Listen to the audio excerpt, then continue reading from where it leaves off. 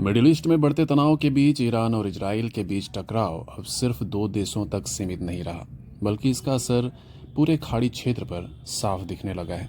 Iran ने जवाबी कार्रवाई में फारस की खाड़ी के आसपास मौजूद कई देशों जैसे कतर, सऊदी अरब, बहरीन, कुवैत, ओमान और संयुक्त अरब अमीरात को निशाना बनाया है।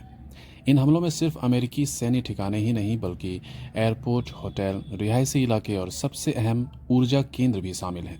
उदाहरण के तौर पर कतर का रास लफान औद्योगिक शहर, जो दुनिया के सबसे बड़े गैस हब्स में से एक है, हमले का शिकार बना। अब सबसे बड़ा सवाल, इतने हमलों के बावजूद खाड़ी देश चुप क्यों हैं? विशेषज्ञों के मुताबिक इसकी सबसे बड़ी वजह है जोखिम बनाम फायदा।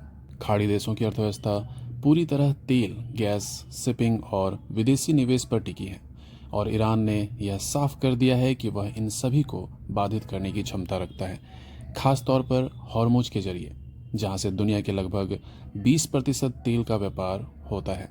अगर ये देश सीधे युद्ध में उतरते हैं तो वे सिर्फ दर्शक नहीं बल्कि अगला बड़ा निशाना बन सकते हैं। दूसरी अहम वजह है अमेरिका पर निर्भरता।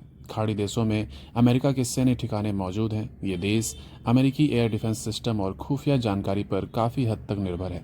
यही सिस्टम अब तक ईरान के कई मिसाइल हमलों को रोकने में सफल रहे हैं। यानी खाड़ी देश खुद लड़ने के बजाय सुरक्षा के लिए अमेरिका पर भरोसा कर रहे हैं। तीसरी वजह राजनीतिक संतुलन। कुछ देश जैसे यूएई और बहरीन ने 2020 में इजरायल के साथ संबंध सामान्य किए थे, इसलिए वे ज़्यादा निशाने पर हैं। वहीं ओमान जैसे देश जो ईरान और पश्चिम के बीच मध्यस्थ की भूमिका निभाते हैं, उन्हें अपेक्षाकृत कम निशाना बनाया गया है। इससे साफ है कि ईरान भी रणनीतिक तरीके से हमले कर रहा है। लेकिन क्या ये चुप्पी हमेशा रहेगी?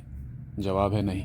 विशेषज्ञों के मुताबिक कुछ स्थितियां खाड़ी देशों को जवाबी कार्रवाई के लिए मजबूर कर सकती हैं। अगर ऊर्जा ठिकानों पर बड़े और लगातार हमले होते हैं, अगर नागरिक इलाकों में भारी नुकसान होता है, या अगर ईरान समर्थित समूह जैसे हूती सीधे इन देशों पर हमला करते हैं। ऐसी स्थिति में यह संघर्ष सिर्फ अमेरिका और इजरायल का नहीं रहेगा बल्कि खाड़ी देशों का अपना युद्ध बन सकता है।